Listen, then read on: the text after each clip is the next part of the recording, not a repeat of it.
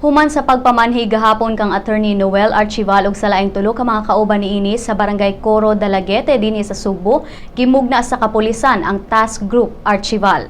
Panguluhan ang Task Group Archival sa Cebu Provincial Police Office inabagan sa Criminal Investigation and Detection Group, Police Crime Laboratory ug sa Provincial Investigation and Detection Management Branch. Mato ni Central Visayas Police Regional Office Director Danilo Constantino nga nagpahigayon na sab og mga checkpoints sa habagatang bahin sa Subo. Nagkanayon sab si Cebu City Mayor Michael Rama nga iyan ang gimanduan ang Cebu City Police Office aron pagtabang sa investigasyon. Gibalik sab ni Councilor Dave Tumulak ang Command Control Center ug dugang niya nga iyang nakikoordinar na siya sa Dalaguete Police Station aron makuha ang saktong identifikasyon sa mga sakyanang gigamit sa mga suspetsado. Gani kagabi ilang gi-review nila ang hulagway nga kuha sa CCTV cameras sa dakbayan sa Subo aron pagsuta kung niagi ba sa syudad ang maong mga sakyanan.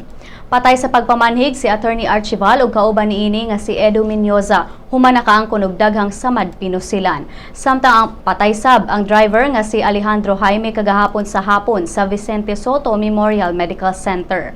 Ang laing kauban ni si Paulo Cortez nakaangkon og samad pinusilan sa walang kamot apan ana-ana sa luwas nga kahintang.